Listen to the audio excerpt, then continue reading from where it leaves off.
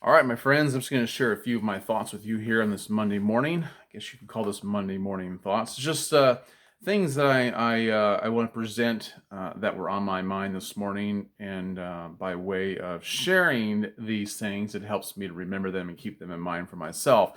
So I hope that by this mutual exchange here, that we'll both benefit by it, and and somehow see a difference in the way we live. So the just a couple of remarks I want to make is one on friendship.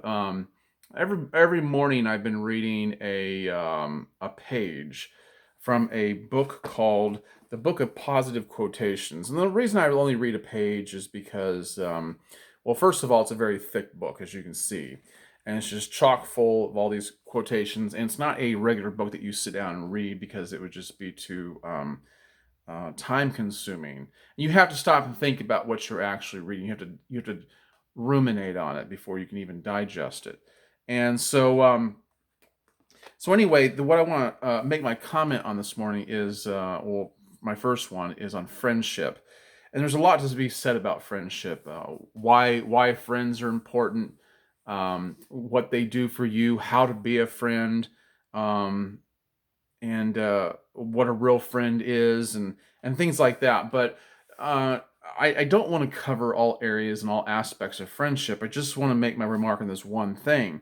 And Cicero, the Roman statesman, said friendship was given by nature to be an assistant to virtue, not a companion in vice.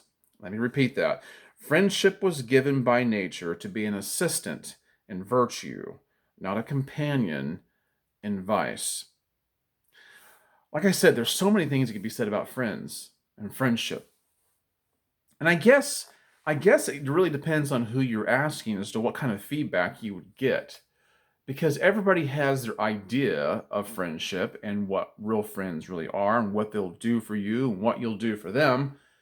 But, you know, I think that definitionally a lot of it is flawed because you can get people from all sorts of different backgrounds with all sorts of manners in life that have friends, and you look at them, especially as a parent, you see it.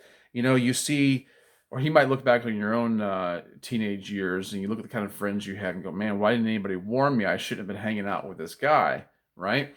I shouldn't have been doing, things I was doing. I was only doing them because I was hanging around him, and it got me into trouble. And you see that with your own children, and you try to impress upon them that, friends are there to bolster you and to kind of, you know, I would say build you up. It almost sounds like implying that they're there for you. There's a mutual back and forth, you know, in friendship, but the influence that people have upon each other within a friendship is something that is unparalleled to anything else. It's even friendship. If you look back on childhood friendships, you think about those friendships in a way that you don't anything else, including a romantic love relationship, even marriage. It's still different. And there's a lot to say about friendship within long term relationships, committed relationships, what we would call romantic relationships. And that's pretty deep within itself. But nothing rivals the friendships you had as a young person. Regardless of where it went, regardless of how it turned out, and whether it was ever good or bad. And that's why it's so important to understand that virtue is what needs to be cultivated within friendships and not vice, because you carry that with you the rest of your life. I don't know if anybody listening is young enough. Typically, I wouldn't think they would be. I don't think they'd be young enough to hear this. So I'm relying upon you to be an influence to others, that they need to be mindful of their friendships.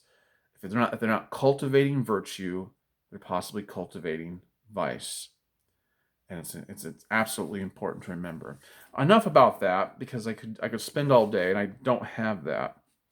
Let me just bring up something else I read this morning I thought was kind of funny, and I think you'll like it. This is actually these are real court transcripts. I'm only going to read one, but there's a handful of them. And this one I thought was funny, but there's something to learn from it. A lawyer is speaking to a witness. The lawyer says to the witness, "Can you explain what state dependent memory refers to?" The witness replies, "Yes. If a law student is drinking while studying for the exam, he would do well to bring beer into the examination because he'll be better able to recreate whatever it is he studied if he's in a similar state of intoxication." The lawyer said, "That's a novel thought." And the witness replied, "You see why I'm no longer teaching at the law school." Um, it's incredible, right? I wouldn't even call it counterintuitive device that perhaps, he could have given many different examples, but the one that came to his mind first when he was talking about state dependent memory is that if you were drinking in a state, if you were drinking at the time of studying for something, that while taking the test, it might behoove you to do that as well.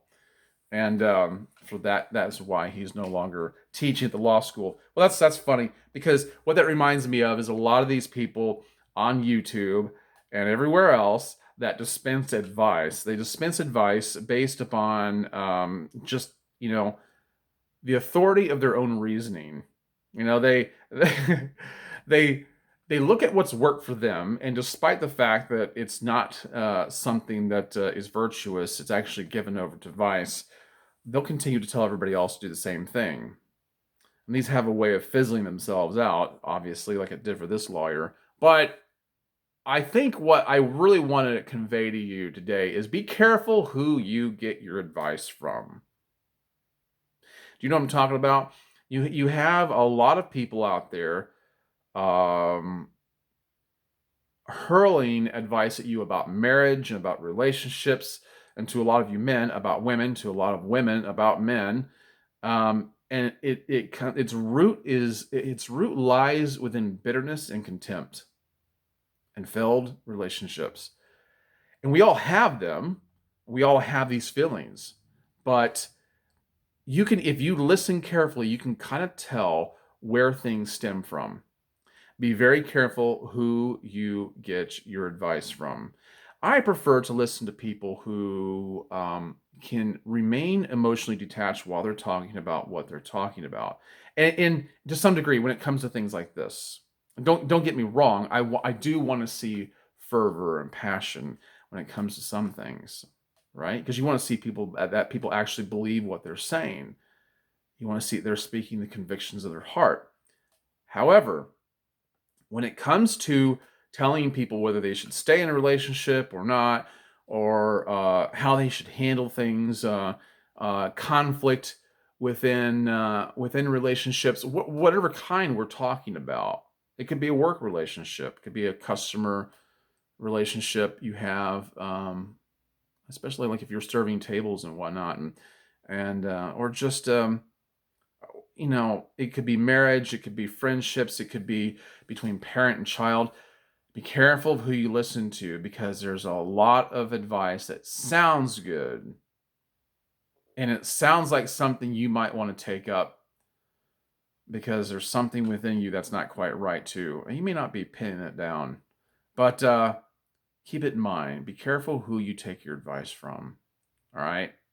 That's there's a lot of crazy people out there, and they will lead you wrong. They will lead you down the path of no return. And you'll look back someday and you'll know what the right response should have been to a lot of things, but it will have been too late. There's nothing you can do about it. There's only so many do-overs, right? Okay, so I hope that's giving you something to think about. If you're interested in what I have in my beard today, you may not be.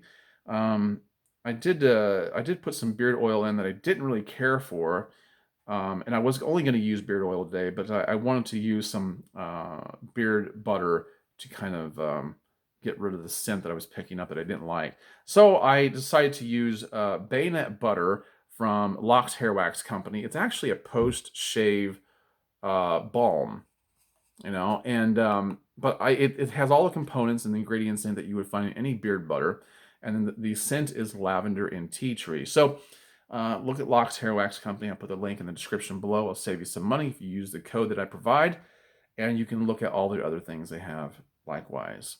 All right, guys, I hope this has helped. I hope it's meant something to you. If it has, hit the like button, share it with somebody, and if you haven't done so already, please subscribe.